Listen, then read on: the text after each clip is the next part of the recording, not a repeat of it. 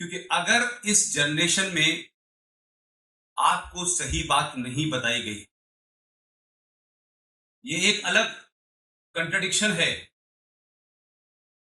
कि जो किताबों में लिखा गया है वो सही नहीं है और जो सही बात है उसे लिखा नहीं गया है। लिहाजा अगर हमारी जनरेशन को अगर सही बात नहीं पता थी, यही वजह है कि 70 साल के बाद ये मुल्क फिर दोबारा से 1947 की स्थिति में पहुंच गया है। झूठ बोलने से सरकारें बन सकती हैं, आप 60-60 साल राज कर सकते हैं, लेकिन एक बात सच्ची है, झूठ बोलने से राष्ट्र निर्माण नहीं हो सकता। और राष्ट्र में और देश में यानी स्टेट और नेशन में जब आप फर्क नहीं जानते हैं तो स्टेट को बचाने के लिए पिछले 70 साल में इस राष्ट्र को दांव पे लगा दिया गया।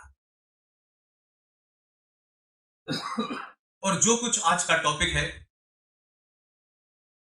जिसके लिए मैं आपके बीच में खड़ा हूं, उससे ऐसा लगता है कि पिछले 70 साल इस देश में state was working against the nation. लिहाजा संवैधानिक तौर पे, legally, socially, politically, through parliament के तमाम वो काम हुए हैं जिसके कारण से इस देश ने वो सब खो दिया जिस पे इसको गर्व करना चाहिए। तो एक गलती 70 साल में सिर्फ दुरुस्त हुई है और उसके सही होने से इस देश में अक्रॉस द बोर्ड किसी को कोई निजी या पर्सनल बेनिफिट नहीं हुआ है, लेकिन फिर भी इस देश में आजादी के बराबर जैसी खुशी क्यों है? क्यों लोगों ने इस बार 15 अगस्त से पहले 6 अगस्त को 15 अगस्त होने का अनुभव किया? लिहाजा हम सरकारें आती हैं, सरकारें इस विचारधारा की आएंगी, उस विचारधारा की आएंगी। सरकारों का काम संविधान के हिसाब से सरकार चलाना होता है, सिर्फ इतना ही। लेकिन राष्ट्र को बचाने के लिए समाज को आगे आना पड़ता है। अब जो लोग राष्ट्र और समाज में या राष्ट्र और स्टेट में फर्क नहीं करते, उनको ऐसा लगता है कि अगर स्टेट बची हुई है तो राष्ट्र बचा हुआ है। तो हमने अपनी सरकारों को बनाने के लिए, सत्ता पे काबिज होने के लिए जो तत्कालिक यानी इमीडिएट हमने कंप्रोमाइजेस किए, वो 70 साल में अब आपके पास कोई नया एजेंडा ऐसा नहीं था जो आपने इस्तेमाल ना किया हो। हिंदू मुसलमान का एजेंडा हुआ, सिखों का हुआ, फिर कास्ट का हुआ, फिर लैंग्वेज का हुआ, और वो सिलसिला 70 साल में वहां पहुंच गया कि अब कोई नया एजेंडा ही नहीं था। अब चुनाव जीतने के लिए कौन सा नया शगुफा छोड़ा जाए, कौन सी डिवाइसिव इजाद की जाए जिससे लोग सत्ता में बने रहे। इस देश में राजनेताओं और सरकार में बैठने वाले लोगों से मेरी कम शिकायत है। मैं अभी 2 दिन पहले वापी में था। लोकतंत्र जिसको हम बहुत मानते हैं, हमारे देश में है भी, दुनिया में लोकतंत्र की बड़ी चर्चा भी होती है, लेकिन लोकतंत्र या डेमोक्रेसी की एक वीकनेस भी है। और हम जैसे मुल्क जो 1000 साल से गुलाम रहे, उन लोगों को उस डेमोक्रेसी का सही शायद मतलब भी नहीं पता। लिहाजा डेमोक्रेसी की जो आज हालत है, इसलिए कि किसी भी दुनिया में जितने भी मुल्क हैं, उस मुल्कों में सरकार बनने से पहले राष्ट्र का निर्माण होता है। एक पीरियड होता है जब राष्ट्र के अंदर बहुत सारी चीजें बनती हैं, फिर सरकार बनने का प्रोसेस शुरू होता है। हमें वो पीरियड ही नहीं दिया गया। 1946 में ही कुछ लोग प्रधानमंत्री अपॉइंट हो गए और जो इस देश के सही मानों में हीरे थे, जो आपके दिलों में बसते थे, जो इस देश के दिलों में बसते थे, उसको इतिहास के लोगों ने अपनी किताबों तक में जगह नहीं दी। लिहाजा जैसा भी ये देश मिला, और जो डेमोक्रेसी की बात हम करते हैं, उस डेमोक्रेसी की सबसे बड़ी प्रॉब्लम यह है कि डेमोक्रेसी वही नाफिज, वही इंप्लीमेंट बेहतर होती है जहां समाज जागृत होता है, एजुकेटेड होता है, अपने अधिकारों को जानता है, अपनी ड्यूटीज को जानता है। हम आज पिछले 10 साल से अपने अधिकारों के अलावा ड्यूटीज क्या है इसके बारे में अब जानना शुरू किया है। ये मुल्क आजाद है सड़क के किनारे खड़े होने के लिए, ये मुल्क आजाद है अपनी डिमांड के लिए बसों में आग लगाने के लिए। इस मुल्क में हर चीज की आजादी है, उसके बाद भी कुछ लोगों को आजादी चाहिए। और ताज्जुब यह है कि जिस राज की बात आप कर रहे हैं, जो राज आज चर्चा का विषय है,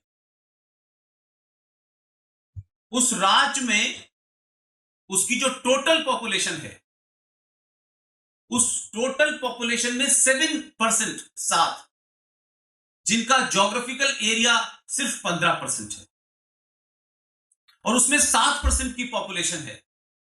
पूरे जम्मू कश्मीर में उन्हें जमहूरियत चाहिए,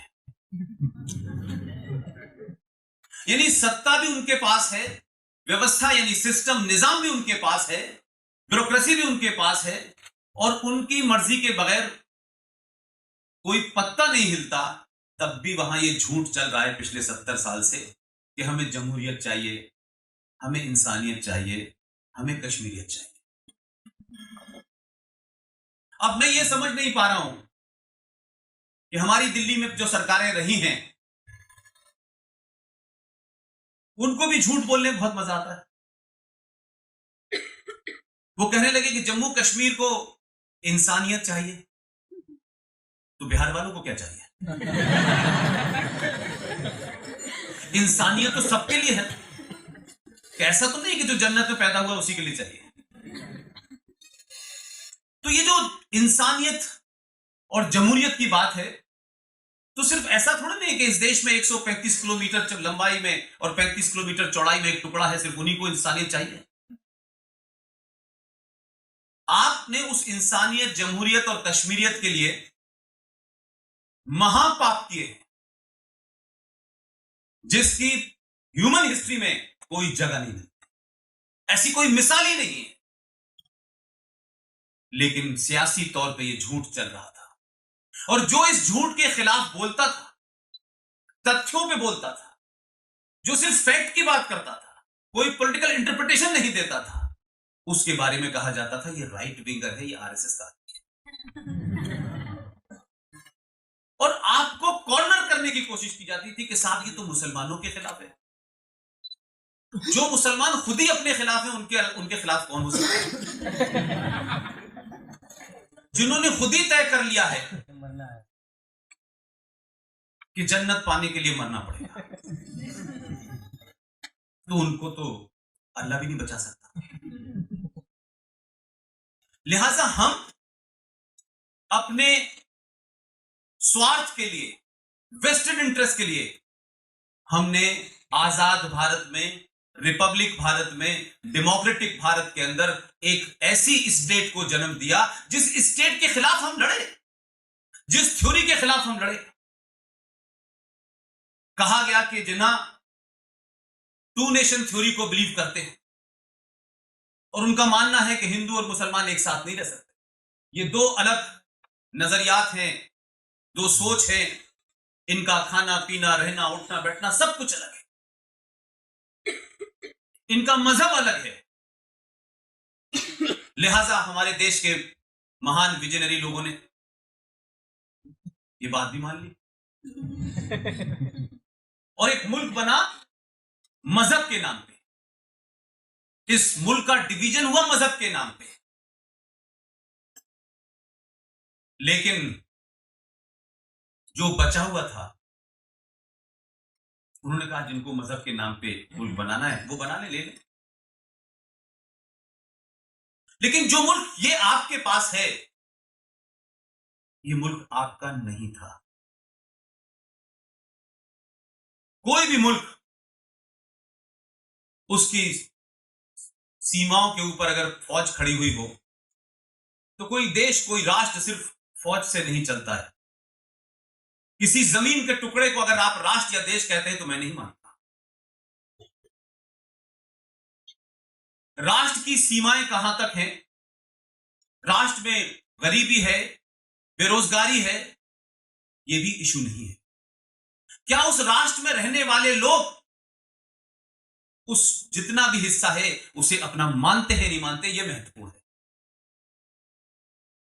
आपने एक चॉइस की कि भाई इस्लाम पे मुल्क बन गया, लेकिन हम इसको हिंदू राष्ट्र नहीं बनने दें।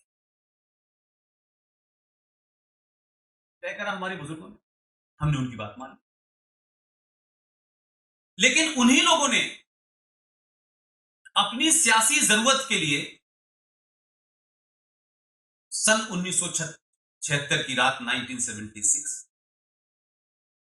इस देश की वजीर आजम को लगा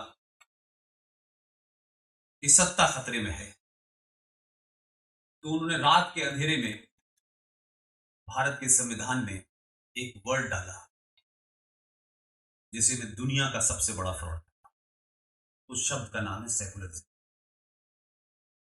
और आपने जो प्रियम्बल है आपका, जिससे छेड़छाड़ हो ही नहीं सकती थी, आपने तो उसके साथ छेड़छाड़ की। अब कोर्ट जब करने की बात आती है तो रेफरेंसेस गलत देते हैं लोग। तो धारा 370 के बारे में आप इतना सुन चुके हैं, कम से कम हम तो हाई स्कूल से लेकर आज तक सुन रहे थे। काले से सफेद बाल हो गए हमारे। बंगाल से एक आदमी चला, उसकी हत्या हो गई, ये भी सुनते सुनते थक गए।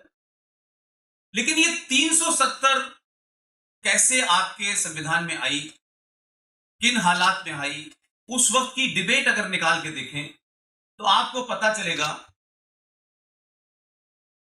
कि एक साहब जो ट्रांसफर ऑफ पावर के बाद अपना ट्रांसफर पीएम पे कराना चाहते थे, उनको बहुत जल्दी थी। लिहाजा जब ये 370 की बात आई तो 370 के बारे में शेख अब्दुल्ला, जो उस वक्त के विजनरी प्रधानमंत्री के बहुत नजदीकी दोस्त थे, तो 370 के प्रोविजंस के बारे में बहुत कुछ पता ही होगा आपको। तो जब उनसे कहा गया कि आप, वो नेहरू जी के पास पहुंचे कि इसको लागू करना है, तो नेहरू जी ने कहा कि आप अंबेडकर से मिलिए जाके। तो अंबेडकर जी के पास जब शेख अब्दुल्ला गए तो शेख अब्दुल्ला को भी यह गलतफहमी थी कि सभी एक से होते हैं।